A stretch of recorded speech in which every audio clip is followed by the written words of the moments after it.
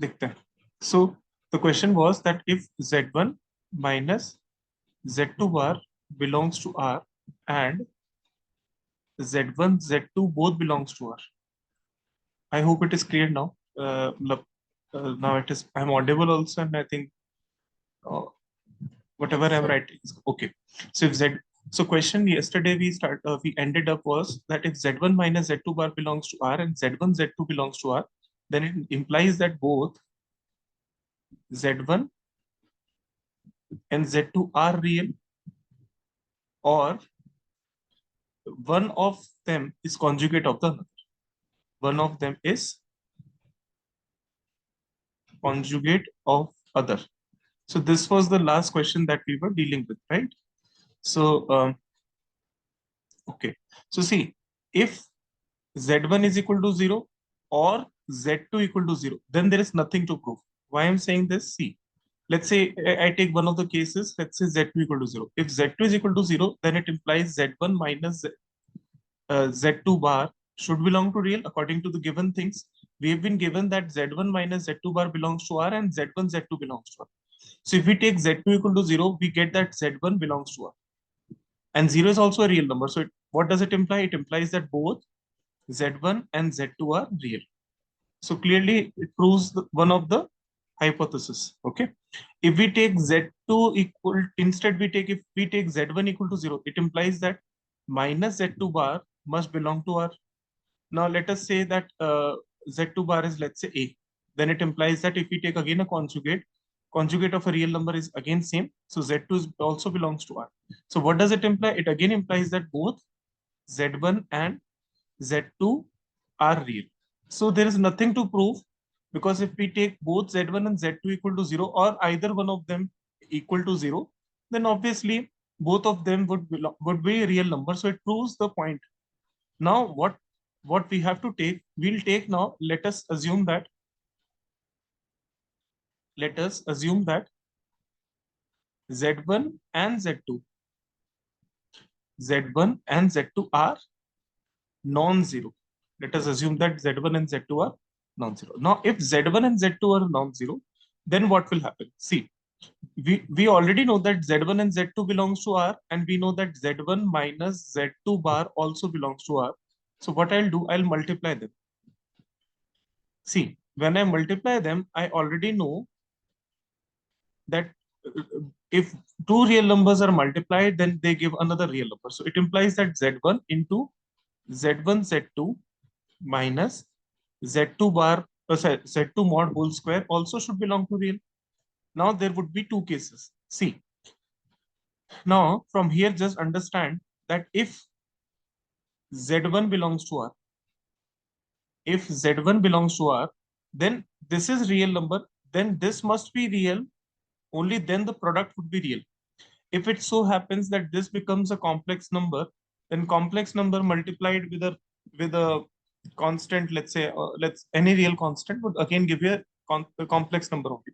So if Z1 belongs to R, it implies that Z1 Z2 minus Z2 mod whole square must also belong to real. Only then the product of two real numbers would be a real number. So if I take Z1 as real number, I already know that I already know that the modulus of a complex number is a real entity. So this is real. This is already real. So it necessarily implies that Z2 also must be real. It implies that Z2 must be real. Otherwise, there will be a problem. Okay. Because if Z1 belongs to R, this Z1 is belonging to R, Z2 mod whole square would also belong to real. It implies what? It implies Z1, Z2 should also belong to R. So clearly it proves our point that both Z1 and Z2 are real. So this proves our first hypothesis. Okay, so this proves our first result. So this was what it was asked, that if Z1 minus Z2 bar belongs to R and Z1 Z2 belongs to R, then both Z1 or Z2 are real, or one of them is conjugate of the other. Like now we'll come to this point also, okay, whether this is possible or not. This is clear. If Z1 belongs to R, then Z2 must belong to R. This is first case. Now, if Z1 does not belong to R, let's say Z1 belongs to complex numbers, okay, in general. Now there are two cases. See, if Z1 belongs to complex number, then just think about what can possibly, and also understand that this Z1 and Z2 are not equal, and they are they are non-zero also. So Z1 and Z2 are not equal. Okay, these are two different entities. So Z1 is not equal to Z2, and also that Z1 is non-zero and Z2 is also non-zero. Both of them are non-zero. See, now if Z1 belongs to complex, let's say I'm just giving you an example. Let's say Z1 is iota b. Then how can this be real number? In order that if this is complex, if it becomes the complex conjugate, okay, if this quantity becomes a complex conjugate, then the product will come as real. So if I'm saying that Z1 is iota b, and if this quantity becomes minus iota b, then you can have a real number. Then you can have this product as a real number.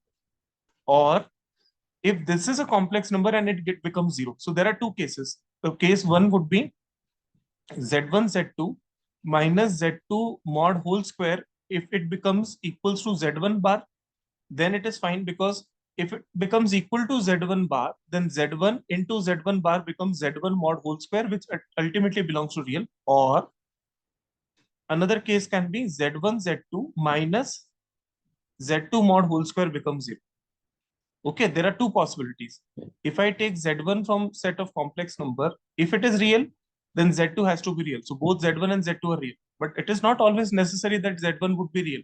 So if Z1 is not real, then what will happen? Let's say if it is a complex number, then it can be, there can be two possibilities here. One possibility is that it becomes a conjugate of Z1, or this entity becomes zero.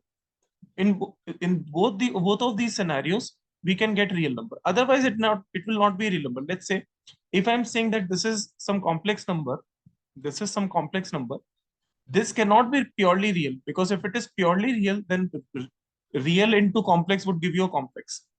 If it is a complex number, then only a possibility that it can become a real number is when this particular thing becomes the conjugate of Z1, because conjugate of Z1 into Z1 will give you Z1 mod whole square, which is belonging to real. So there are two possibilities. Now let us see the possibility number one. So if I take a conjugate both side, so I'm taking a conjugate both side. So I have taken a conjugate Z2 mod whole square. This is real. So conjugate of real doesn't make sense. So now subtract it. So if I subtract it, what would I get? I would get Z1 bar minus Z1. And here I will get Z1, Z2 minus Z1, Z2 bar. Now I already know that this is equals to what? It is equals to 2 iota imaginary part of Z1, Z2. If you remember that if I'm saying that Z1 is equal to A1 plus iota B1, then Z1 bar would be equals to what? A1 minus iota B1. And if I subtract both of them, so Z1 minus Z1 bar is equal to what? It is equal to 2 iota B1. And what is B1? It is imaginary part of Z. So I can write here it as minus 2 iota imaginary part of Z. So this cancels out. Can it be possible that imaginary part of Z1, Z2 is equal to imaginary part of Z1? No, not possible, because Z1 and Z2 are two different complex numbers.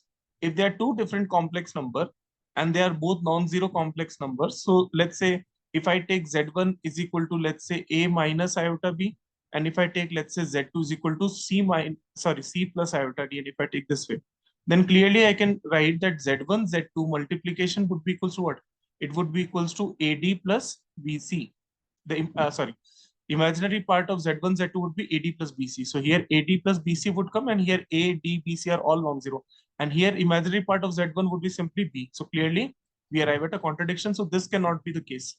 So it implies what? It implies that Z1, Z2 minus Z2 mod whole square has to be zero. It implies that Z1, Z2 is equal to what? It is equals to Z2 mod whole square, which is equals to Z2 into Z2 bar. Now I already know that Z2 is non-zero. Since I know that Z2 is non-zero, so I can cut it simply. I will get that Z1 is equal to Z2 conjugate. So if it is real, if Z1 is real, then Z2 has to be real. Then it implies that both Z1 and Z2 are real. Otherwise, if Z1 belongs to complex, then there is a possibility then this will become the conjugate of it. This will become a conjugate. This will become the conjugate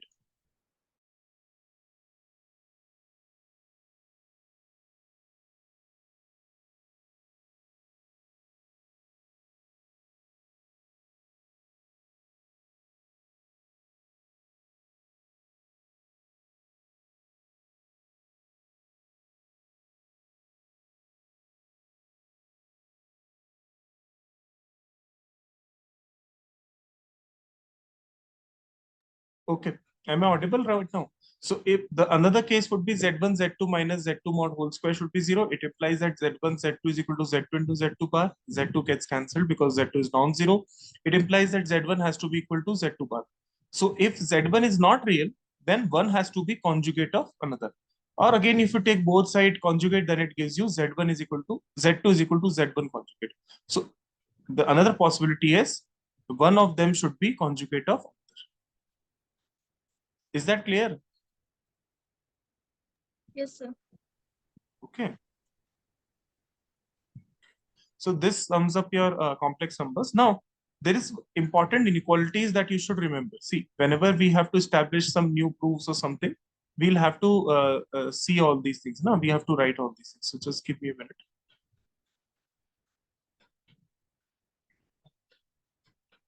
Okay, just give me. Okay. So another thing is, now let us discuss some inequalities. And these inequalities are very famously called as triangles inequality.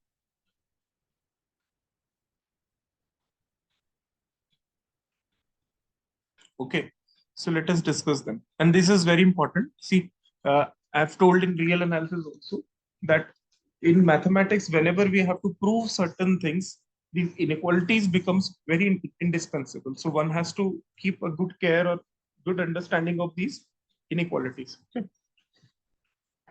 So the first inequality is if I take two complex number, let us say Z1 and Z2. Okay. If I take two complex number, let us say Z1 plus Z2. So Z1 plus Z2 mod must be less than equal to modulus of Z1 plus modulus of Z2. This is an important inequality. See how to prove it. I'm giving only this proof. Otherwise, I'm not going to give other proofs because these are quite simple. You can prove it on your own self also, but just giving you an idea of it. So what you can do is you can simply take a square. You can do this modulus square. And remember, this modulus square is equal to what? It is equal to Z1 plus Z2 into Z1 bar plus Z2 bar. So basically it is equal to the conjugate of Z1 plus Z2 and this conjugate can get distributed. So this is something that you know from the standard 11th. So it is equal to Z1 mod whole square, Z2 mod whole square plus it will be equals to what? It will be equals to Z1 Z2 bar plus Z2 Z1 bar. And remember what it is equal to. It is equal to the real part of 2 times real part of Z1 and Z2 bar. See, if I'm just explaining you here. If I write Z1, Z2 bar, okay, Z1, Z2 bar. So Z1, Z2 bar, this is one thing. And if I let's say, if I write it is equal to let's say A plus iota B, then what will be Z1 bar Z2? It will be equals to conjugate of this. This will be equals to A minus iota B. Add both of them. So you'll get Z1, Z2 bar plus Z1 bar Z2 is equal to twice of A. It will be equals to what? It will be equal to twice of A.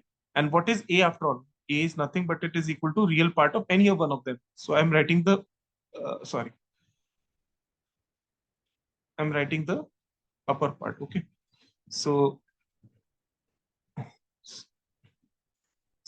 okay, so this is how I can write. So I have written this as 2 times real Z1 Z1 Z1 Z2 bar. So this is Z1 mod whole square. This is Z2 mod whole square, and this is Z1 plus Z2 mod whole square. Now, if you remember yesterday, I told you one of the properties is that real part of Z modulus is always less than equal to modulus of Z. And in fact, if I don't take a modulus, then I can write that real part of Z will be here because it is a modulus. So this will be here. So if it is not a, let's say, if the real number is not a positive number, then obviously the negative number would lie here. So I can write this. This is clear. This inequality is quite clear. I don't think there is anything to prove here. The real part of Z modulus is always less than equal to modulus of Z. And obviously real part modulus, you always know that modulus of a number is always greater than equal to that number. If the number is positive, then this is equal, and otherwise it is the modulus of number would always be a greater quantity than the number itself. So real part of z is less than modulus of real z, and it will be less than modulus of z. I think it is quite clear. So if I write this way, if I rewrite this thing, so z1 plus z2 mod whole square would be equals to, I think, z1 mod whole square plus z2 mod whole square, sorry, z2 mod whole square. Now, 2 times real part of z1, z2. So real z is less than modulus of real z, and modulus of real z is less than modulus of z. So it will be less than modulus of z1, z2 bar. I hope it is clear. And I can, yesterday also I told you that modulus of z1 and z2 is nothing but it is equal to modulus of z1 into modulus of z2. And remember, whether I take z2 conjugate modulus or I take z2 modulus, they're one and the same. Let us say that z2 is equals to, I'm just proving it for you. I mean, not proving exactly. Let's say z2 is a2 plus iota b2. Then z2 bar would be what? a2 minus iota b2. Now, clearly you can understand that z1, z2 mod or z2 conjugate mod, both are equals to a2 whole square plus b2 whole square. So both of them are same. So I can, what I can write? I can write it is less than or equal to, it is less than or equal to, because see, I know that real part of z1 into z2 bar would be less than equal to real part of z1 z2 bar modulus, and it is less than equal to z1 z2. This is what this inequality I'm using. Okay, so if I use this inequality, I'm going to get what? Z2 mod whole square, and then I'll get z1 mod into z2 mod. Whether I write z2 bar modulus, that is z2 conjugate modulus, or whether I write z2 modulus, they are one and the same thing. So clearly z1 plus z2 mod wholes this absolute modulus of z1 plus z2 whole square will be less than modulus of z1 plus modulus of z2 and this whole squared. So clearly one can understand that z1 plus z2 mod is less than equal to modulus of z1 plus modulus of z2. So this is called as your triangle inequality. I hope it is clear. Yes, sir. Okay. Now, when is the what is that scenario when this particular inequality will become an equality? What is that scenario in which this inequality would become equality? So this equality can become inequality only when we use what? We used an inequality here. What was that inequality? We use that real part of z mod is less than equal to modulus of z. This is inequality. This can turn into an equality. This can turn into an equality only if real part of z1 into z2 bar is equal to z1 z2 bar.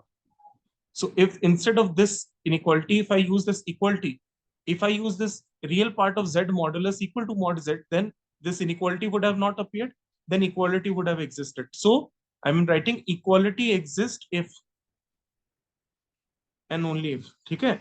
Equality exists if and only if, or equality holds if and only if real part of z1 z2 bar is equal to z1 z2 bar. Okay? Is that clear? I think it is quite sorry. Z1 z2 Modulus. modulus. Okay, so this particular thing becomes equal if z1 z2 modulus is equal to real part of z1 z2. And when it is possible, it is only possible. Okay, it is only possible if z1 becomes some linear multiple of z2. If z1 becomes some linear multiple of z2, then this equality can hold. Here I'm writing t can be greater than or equal to 0. So this will become, these two things would become equal only if z1 by z2 or z1 is equal to t times z2.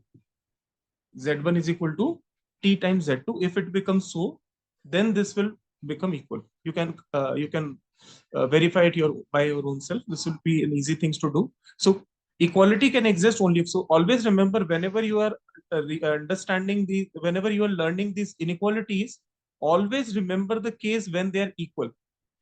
Most often in examination, you may get a chance to see that, let's say, arithmetic mean greater than equal to geometric mean, but there would be an instance where you can see that you may not be you might not be using the inequality, rather you'd be using an equality there. So remember the conditions for equality. So condition for equality would be what? Condition for equality is that z1 becomes some constant multiple of z, and तो t ये is आया here. था हाँ Z G, one equal to होगा, ये कैसे पता चला? सॉरी क्या बोल रहे हो? ये आया कहाँ से? Z1 इक्वल्स टू Z2 होगा तभी ऐसी ऊपर वाली इक्वलिटी बनेगी। ये करके देखो, जस्ट कीप z1 z2 का एक बार just do something, let's say you place a1 plus iota b and try to solve it. You will get this thing. Otherwise I'll prove it for you, don't worry. अभी okay के लिए sir. एक बार just remember this. Okay, then z1 has to be equals to t times z. एक बार के लिए just remember it. I'll prove it. It's not that big deal. It's no big deal. Okay, so real part of z1 z2 bar, if it is equals to z1 z2 z1 z2 conjugate modulus, then z1 has to be some linear multiple or linear what you can say constant multiple of z2. ये हो जाएगा, it's no big deal. I'll do it 2 minute रुको. अच्छा, एक बार let us just prove the general result. So general result from this is, this we have proved, this we have proven for, this we have proven so far for two numbers. You may extend this for n numbers. So summation j equals to 1 to n zj modulus should be less than equal to summation j equals to 1 to n zc modulus. Okay, I'll prove this, don't worry. एक बार पहले let us do a few more things. Okay, so this is the most general result that you should remember. This is the most general result of the triangles inequality.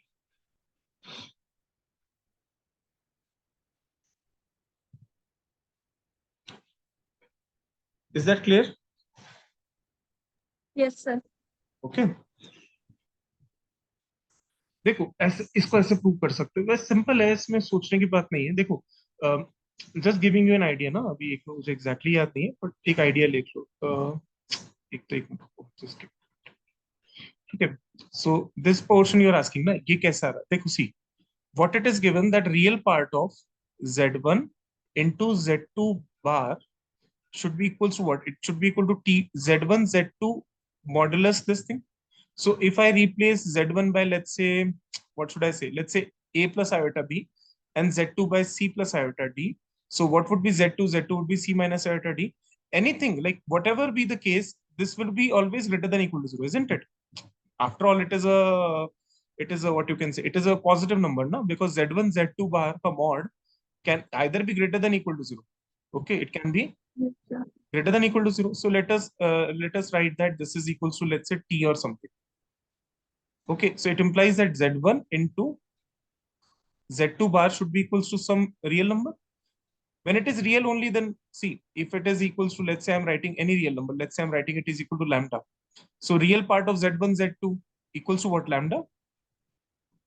Yes, sir. Or t. So z1 equals to what? It is equal to t times t divided by z2 bar, and you multiply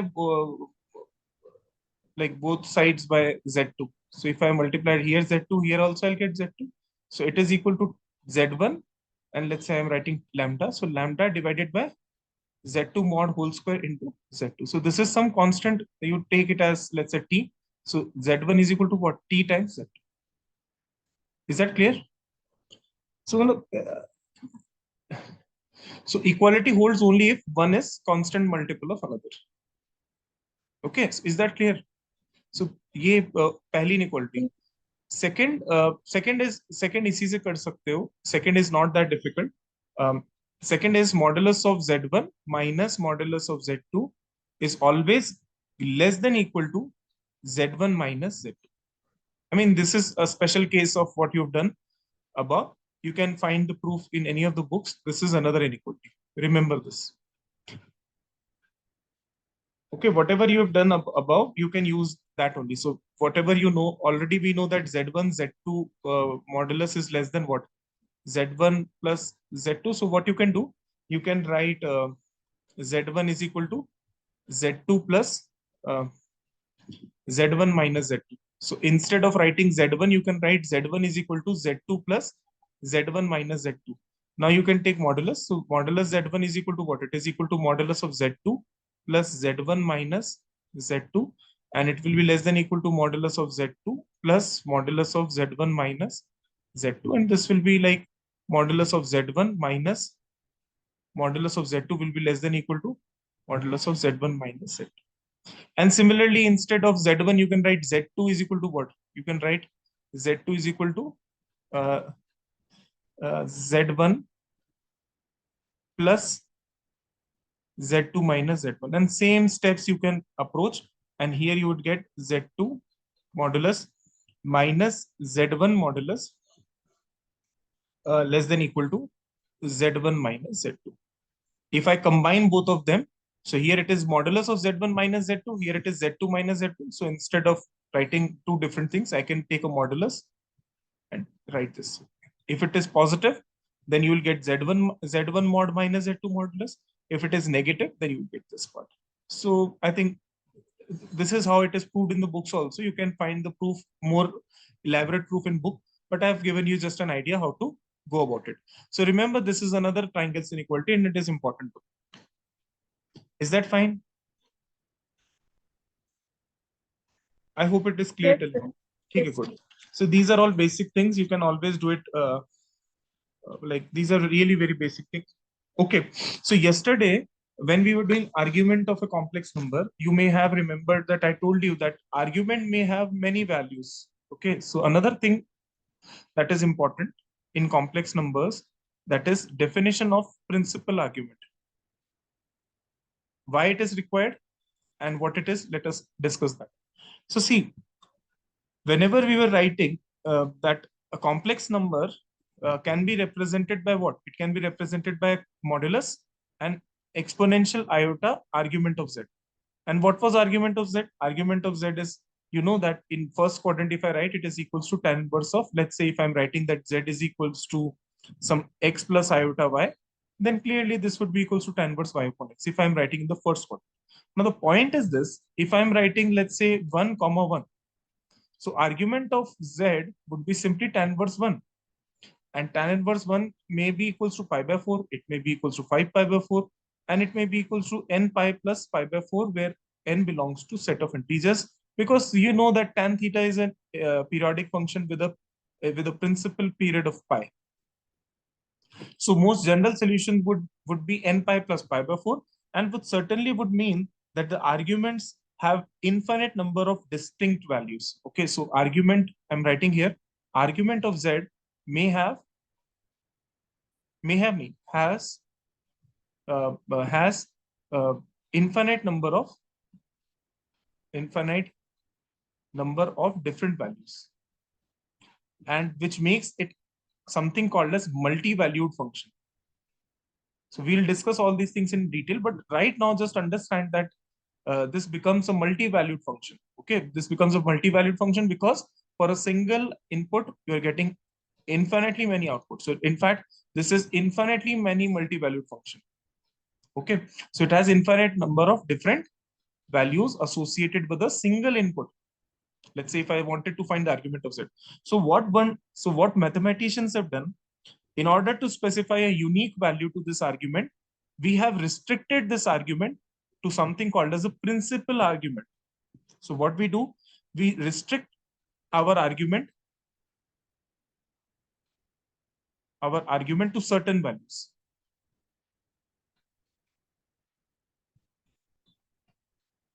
And how do we represent it? We represent it by capital AR Z. So whenever I'm writing capital A, it implies I'm saying that I'm talking about something called as principal argument. So in general, I can write that argument of Z is nothing but it is equals to 2n pi plus argument of Z. So basically, if I want to find the general solution, then I can 2n pi plus argument of Z. But we don't want to find the general solution. We already know the general solutions. So what would we do? We would try to restrict our argument. And how do we restrict it? This is something that you should remember. See what I'll do. If I'm in the first quadrant, so first let me define something called as uh, uh, see he. So what I'll do, if I'm in the first quadrant, let me first define something like theta.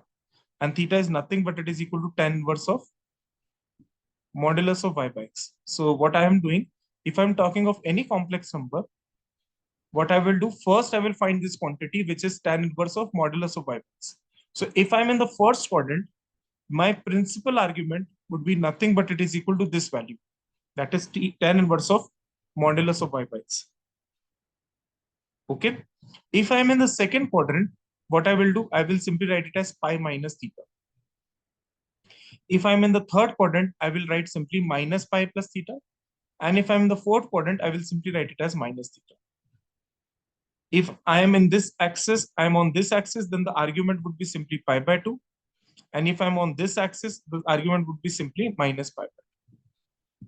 Okay, so I can write that my argument of z would be nothing, but it is equals to what? It is equals to theta. If I'm talking of the first quadrant, if I'm talking of the second quadrant, that is if x is negative and y is greater than equal to 0, then it will be equals to pi minus theta. If x is negative and y is also negative, that is if I'm talking about third quadrant, then this will be minus pi plus theta. If I'm talking of the fourth quadrant, where x is positive but y is negative, okay, then it will be simply minus of theta. And otherwise, this thing would be simply, if x is equal to 0 and y is greater than 0, then simply pi by 2. And if x is equal to 0 and y is negative, then it is equals to minus of pi by 2. Here theta is equal to what? Theta is equal to tan inverse of modulus of y. So this is what you are going to do. So this is how we can define the principal argument of z. Now what will happen? Because of this principal argument value get restricted to this.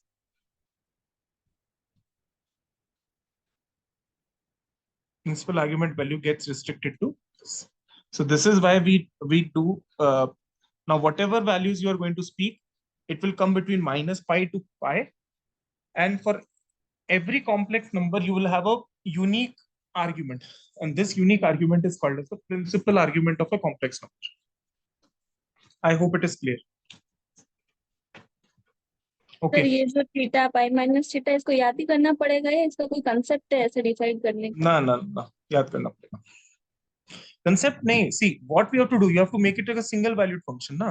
तो single valued कैसे बनाओगे? This is how you are going to make it a single valued function.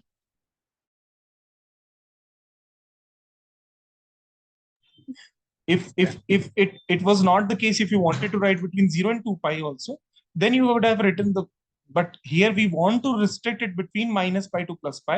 So therefore these are the values that you should remember. अभी exam में हो सकता है 0 to 2 pi आ जाए, so you can change that way also. फिर you don't have to do all these things.